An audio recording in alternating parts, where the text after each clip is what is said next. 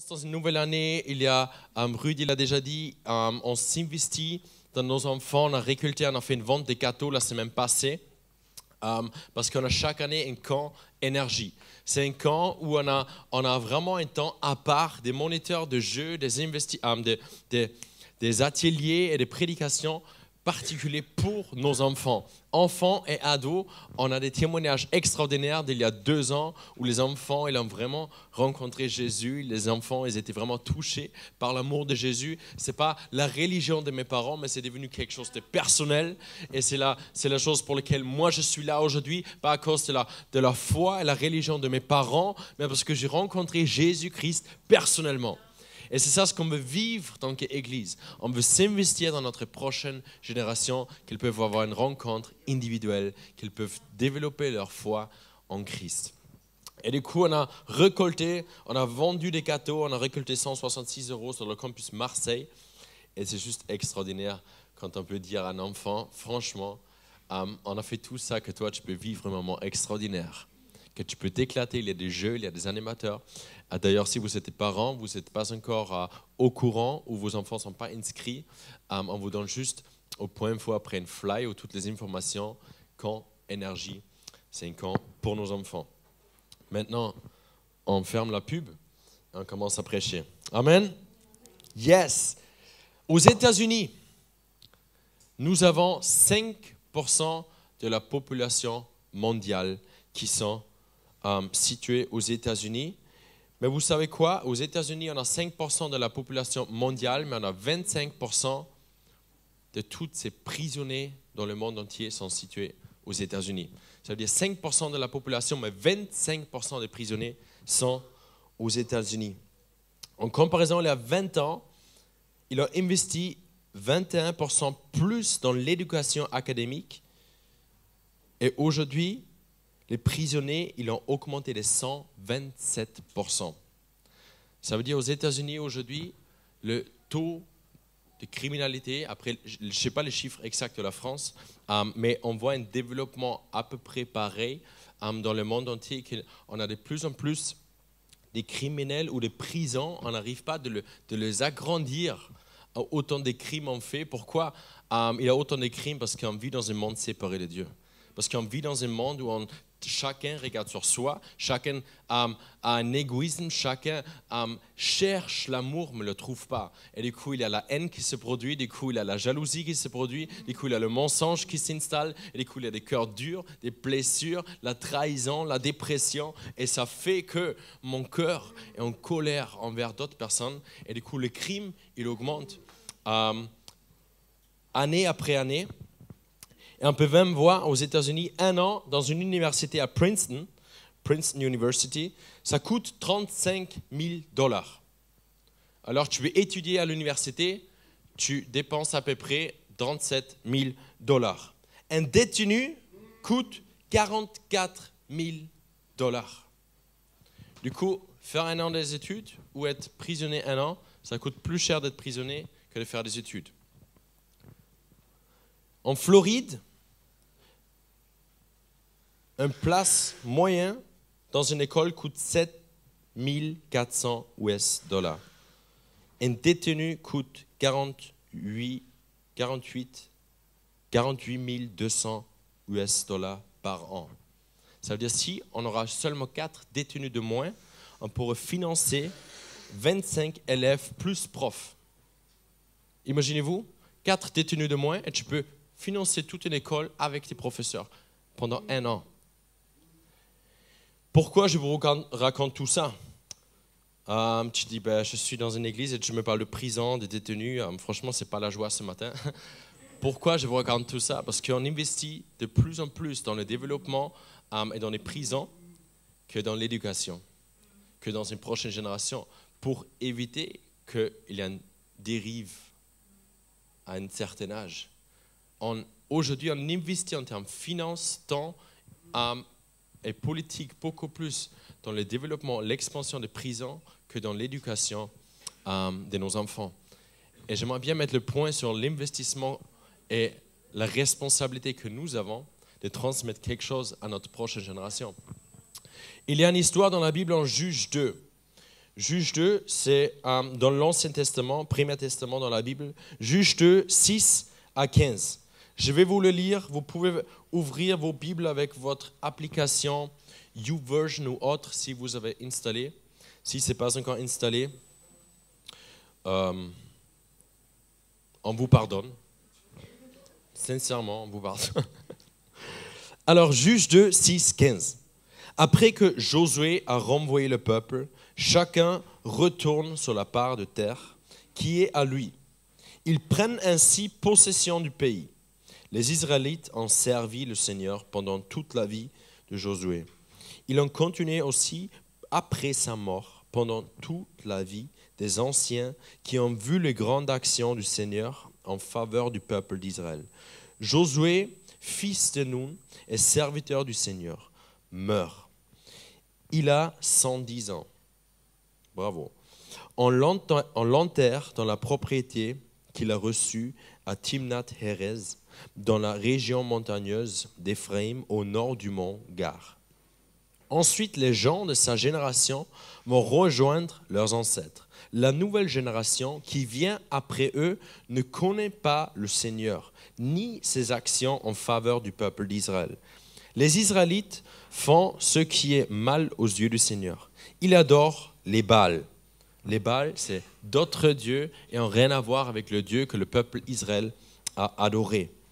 Ils abandonnent le Seigneur, le Dieu de leurs ancêtres, qui les a fait sortir d'Égypte. Ils servent d'autres dieux, ce que des peuples qui les entourent. Ils se mettent à genoux devant eux et ainsi ils provoquent la colère du Seigneur. Ils abandonnent le Seigneur, ils adorent les Baals et les Astartés. Alors le Seigneur se met en colère contre les Israélites. Il les laisse sans défense devant les bandits qui les volent. Il les livre aux ennemis qui les entourent et les Israélites ne sont plus capables de leur résister. Chaque fois qu'ils partent à la guerre, le Seigneur leur fait perdre le combat comme il a juré de le faire. Ils sont donc désespérés. Alors ça, c'est une histoire qui parle du peuple Israël dans le contexte. C'est le peuple qui est avec Dieu, qui prie Dieu, qui connaît l'œuvre de Dieu, qui connaît les miracles. Et maintenant, il y a Josué, un homme de Dieu, un prophète de Dieu, qui amène ce peuple à la maison, vers Israël. Et maintenant, il meurt. Et maintenant, c'est écrit, toute la génération après lui ne connaît pas Dieu. Et ne connaissait pas l'œuvre ni ses actions. Et du coup, ils se sont détournés totalement de Dieu. Ils ont commencé à prier d'autres dieux, ils ont commencé à se balader à gauche, à droite, à découvrir la vie. Qu'est-ce que la vie me propose? Parce que, en tout cas, personne ne m'a raconté jamais qu'il y a un Dieu qui existe. Je n'ai jamais expérimenté moi-même que Dieu a agi. Et du coup, je n'ai aucune relation qui me lie à cette religion de mes parents. Moi, je suis né dans un foyer chrétien où mes parents ils m'ont enseigné, j'étais à l'église, j'étais éduqué de manière croyant chrétien. Mais vous savez quoi, tout ça, ça ne m'a pas touché plus que ça. Ce qui a fait basculer ma vie, c'est quand j'ai rencontré Jésus personnellement. Quand je pleurais des larmes, toutes les larmes de mon corps. Quand je me suis regardé dans le miroir, je me suis dit, je ne mérite pas cet amour. Que Jésus est réellement mort pour moi, que ce sacrifice qu'il a donné, c'est pour mes péchés, c'est pour mes défauts, c'est pour mes problèmes. Et du coup, il y a une énorme problématique dans ce passage. Imagine-toi, tu es parent, tu es maman et papa, et tu as construit une entreprise. Et ça apporte beaucoup d'argent, et tu es content, et le jour arrive où tu donnes à une prochaine génération. Et toi, en tant qu'enfant, tu dis, en fait, j'ai rien à faire avec cette entreprise. C'est ni le métier qui m'intéresse, c'est strictement pas mon truc. J'avais aucun rapport, j'ai aucune affection avec ce que mes parents l'ont fait. Il n'a aucun désir de le faire. Et du coup, tu vends tout et tu fais ta propre vie. Et à cette époque, c'était un peu pareil. Tout ce que Dieu a construit avec son peuple, d'un coup, ça touche plus aucune personne. Les enfants se disent, ça ne m'intéresse pas. Ça regarde mes parents. Et du coup, tu te dis, mais comment c'est possible? Pourquoi ils sont arrivés à ce point? Verset 9, on peut le lire. La nouvelle génération qui vient après eux ne connaît pas le Seigneur ni ses actions en faveur du peuple d'Israël.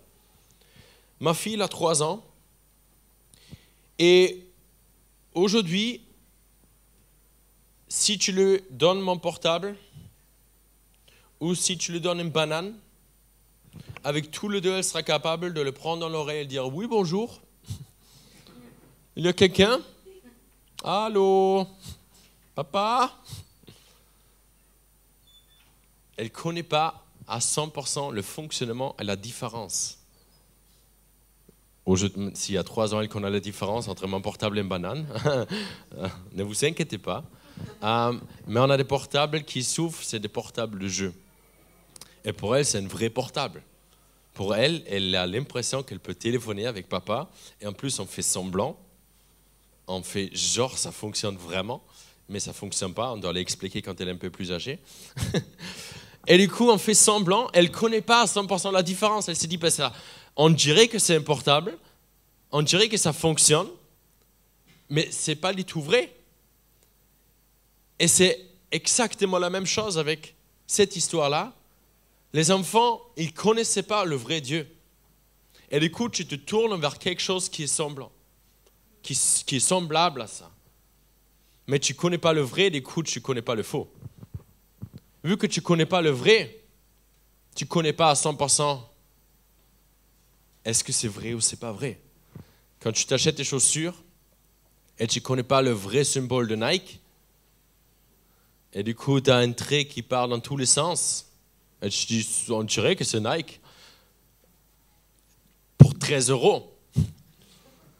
C'est cool que Nike fait aussi des chaussures pour 13 €. Et tu te rends compte, en fait, ce n'est pas la même chose. Ce n'est pas Nike. Adidas avec 5 traits ou 6 traits.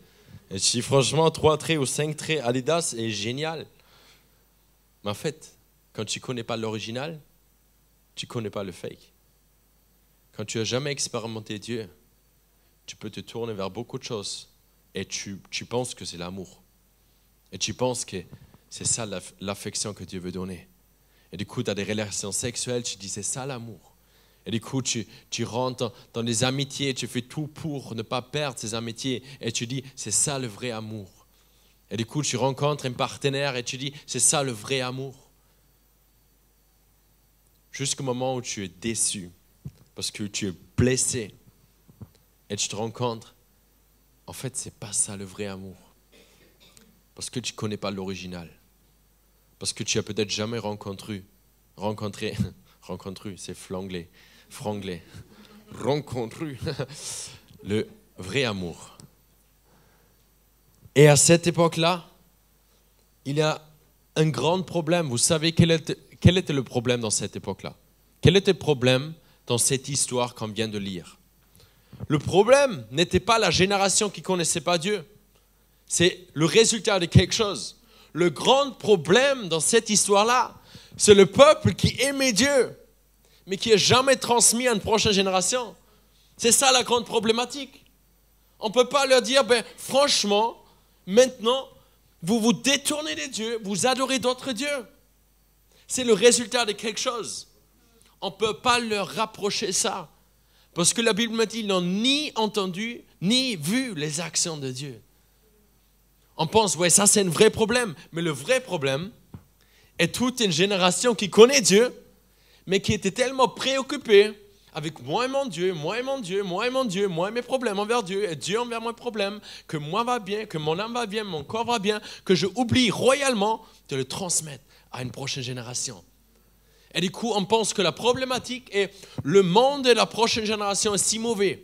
Mais le vrai problème est, moi, je ne prends pas ma responsabilité. Le vrai problème est, on peut se plaindre envers notre jeunesse d'aujourd'hui. Et moi, pour certaines, je rentre dans la jeunesse. Je suis jeune. Bien sûr, je suis jeune. Cette année, je vais avoir 30 ans. C'est beau ça? Je vais avoir 30 ans cette année, 13 juillet. Vous pouvez sortir vos agendas. 13 juillet. J'aime tous les cadeaux. Tout ce que vous... Et du coup, aujourd'hui, j'ai une responsabilité. Je veux transmettre les expériences et l'amour que moi-même j'ai reçu à une prochaine génération. À une prochaine génération. La vraie problématique est là-dedans. T'avais un peuple qui a vu Dieu à l'œuvre, jour et nuit, et nuée les a entourés, les a guidés. Une colonne de feu les a guidés. La manne est tombée du ciel, de miracles jour après jour.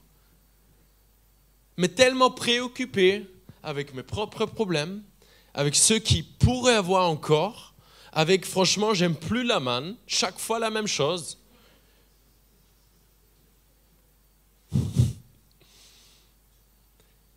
Mais à ce moment-là, on se rend compte qu'on peut se plaindre sur beaucoup de choses tout le temps.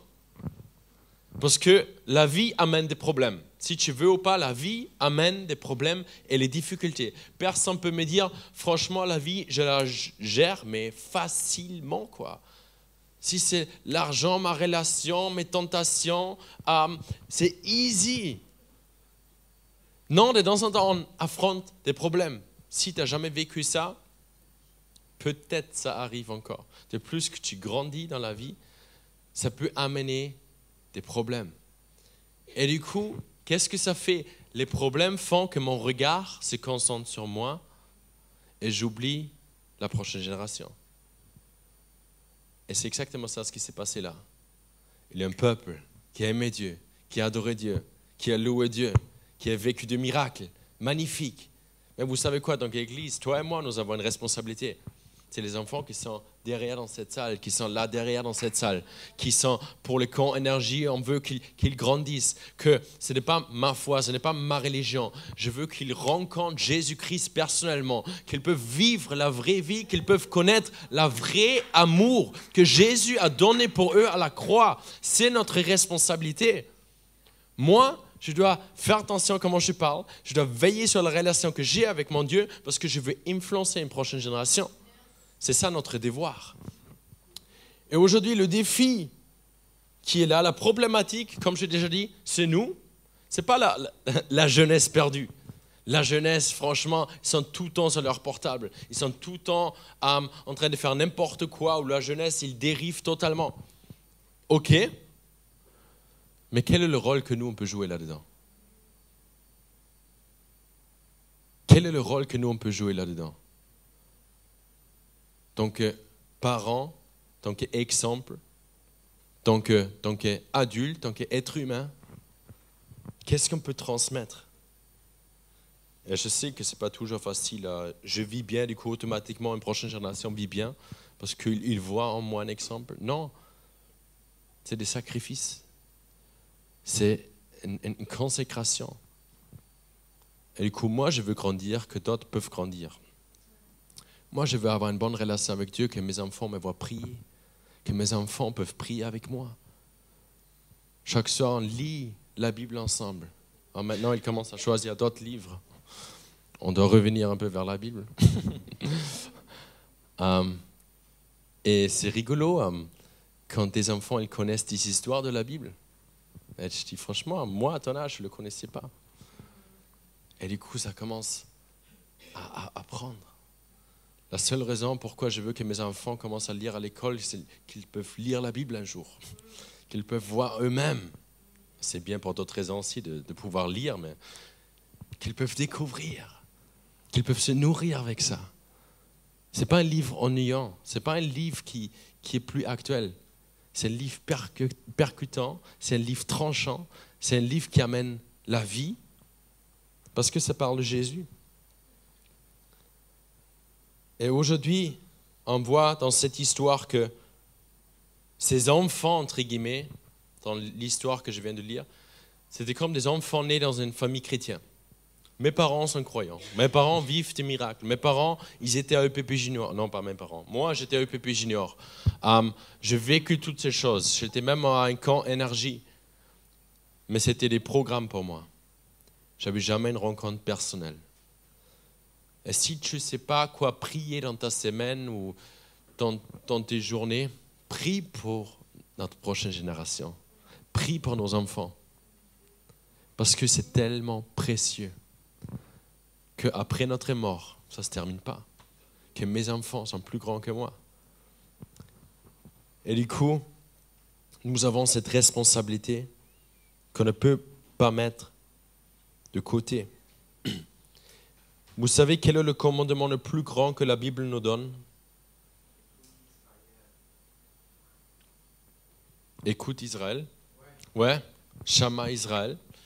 Et après, tu as un commandement dans l'Ancien Testament qui se répète dans le Nouveau Testament où les disciples demandent qu'est-ce qu'on doit faire maintenant? Et Dieu ordonne deux choses. Yes, aime Dieu. De toute ta force, de toute ta sagesse, de toute ton intelligence et aime ton prochain comme toi-même. Ça, on peut lire en Deutéronome 6, 5, verset 7. Tu aimeras l'Éternel ton Dieu de tout ton cœur, de toute ton âme et de toute ta force. C'est magnifique. Mais vous savez qu'en Deutéronome, ces versets continuent. C'est ça ce qui nous reste dans la tête, mais ces versets ensuite. Maintenant, je répète. Tu aimeras l'Éternel ton Dieu de tout ton cœur, de toute ton âme et de toute ta force. Vous avez vu? Je sais que j'ai beaucoup de force. Qui a fait pff? Hein? Qui? Personne n'est parfait. Mais on s'y met. Verset 6. Que ce commandement que je te donne aujourd'hui reste gravé dans ton cœur. Amen. Et ça continue. Tu les inculqueras à tes enfants et tu en parleras chez toi dans ta maison. Et quand tu marcheras sur la route, quand tu te coucheras et quand tu te lèveras. Ça veut dire ensuite, aime ton Dieu de toute ta force, de tout ton cœur, de toute ton âme. Et tu sais quoi? Que ça soit gravé dans ton cœur. Que tu vis pour glorifier, pour aimer Dieu. Mais tu sais quoi? Maintenant, transmets ça à tes enfants et tu en parleras chez toi à la maison. Que tu le vis. Pourquoi? Parce que nos enfants, c'est ce que Dieu nous a donné et on veut investir dans cette prochaine génération. Aime ton Dieu avec toute ta force. Et la Bible me dit dans le Nouveau Testament, et aime ton prochain comme toi-même. Mais ça commence où? La Bible me dit ça commence chez moi, à la maison. Ça commence. Amen. Vous êtes là la première fois, madame? Non? C'est ma belle-mère, elle veut m'encourager. Merci beaucoup. Hein? C'est trop bon. Tu peux le marquer. Dieu nous a créés pour faire une différence en nous et à travers de nous. Et on est tellement concentré sur le en nous qu'on oublie royalement toujours le à travers de nous. Et le à travers de nous commence avec mes propres enfants. Et c'est défiant. Et ce n'est pas toujours facile. Et c'est là où nous, dans l'Église, on a une responsabilité. On n'est pas juste là pour que Dieu guérisse et remplisse mes problèmes et mon vide. Mais que les enfants peuvent nous voir louer. Qu'on peut sauter plus haut que nos enfants. Que nos enfants nous voient passionnés de Jésus-Christ. Que mes enfants me voient passionné de Jésus-Christ. De temps en temps, je dois faire attention que mes enfants ne voient pas les problématiques que j'amène à la maison qui sont suite à l'église, suite à des rencontres, suite à la vie. Et qu'ils voient, ils disent, ben, franchement, je connais des pasteurs où les enfants disent, l'église a volé mon papa. Nous, on est là. Et moi, je veux être là. Et je veux prendre cette responsabilité de dire, je veux être passionné de Jésus.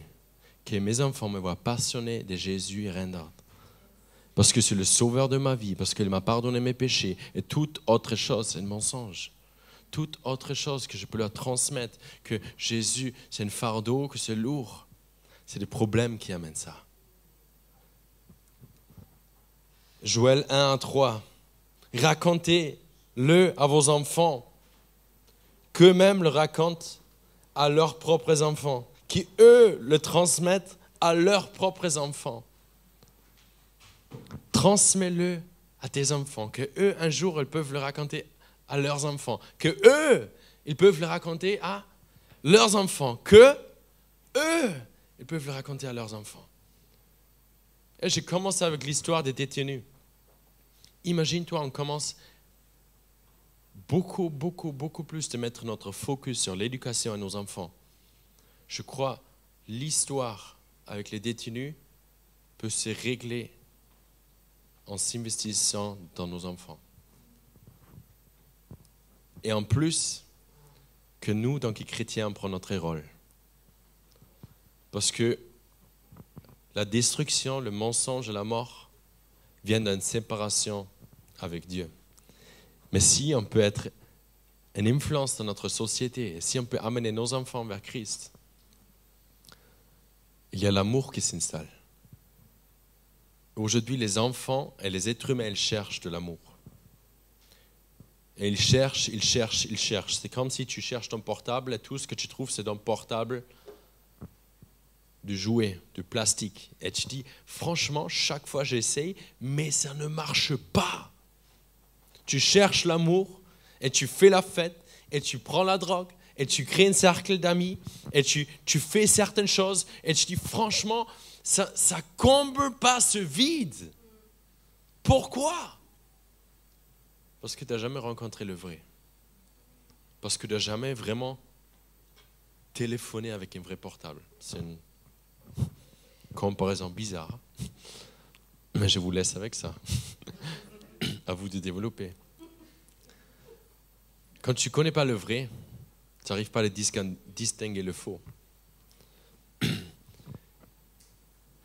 Moi, j'aime bien jouer foot. Et moi, j'étais très fort à l'époque. C'était pas une blague d'ailleurs. Aujourd'hui, un peu moins parce que je joue plus. Et du coup, cette impatience, c'est quelque chose que j'aime bien. Et vu que c'est impatient, c'est quelque chose que j'aime beaucoup. J'ai acheté un ballon de foot à mon fils.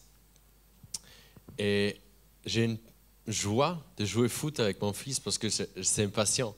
Je veux qu'il apprend, je veux qu'il prend, il devient sensible au ballon, je veux qu'il fait la même chose. De temps en temps, je l'entraîne à attraper le ballon parce qu'il avait toujours peur quand tu jettes le ballon, ben, il recule. Il recule et il a peur que le ballon lui tombe dessus. Du coup, je le mets contre un mur. Comme ça, il n'a aucune chance.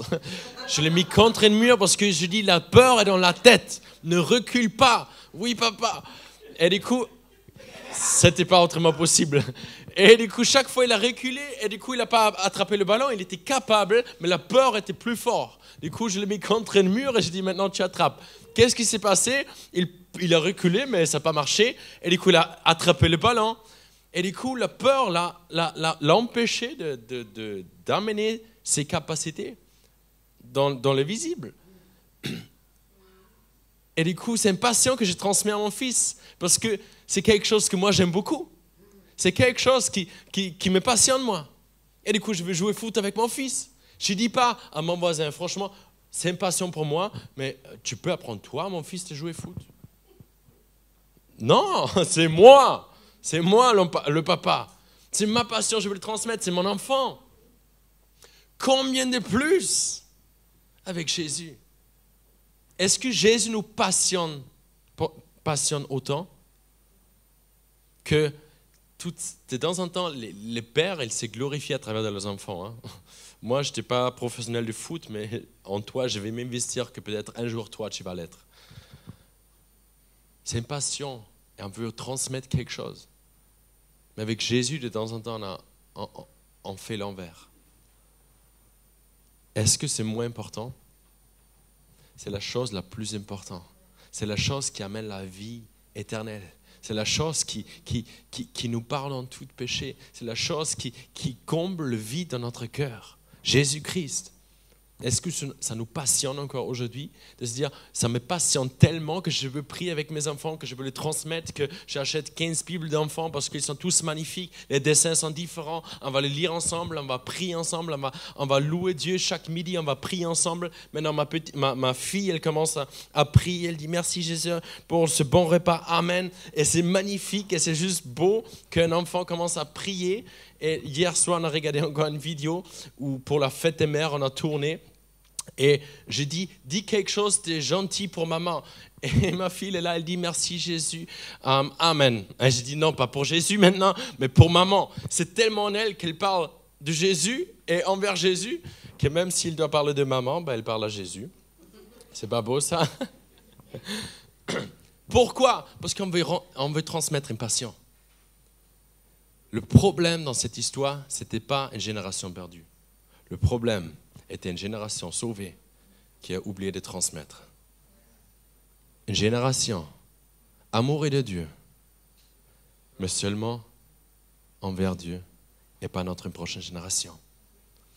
Et je nous encourage, nous donc Église, comme vous voyez les enfants, on ne peut pas tous être.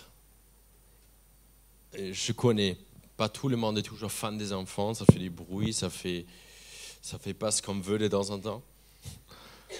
Certains le savent, certains vont le savoir bientôt. Mais quand tu es passionné de quelque chose, et quand tu veux transformer quelque chose,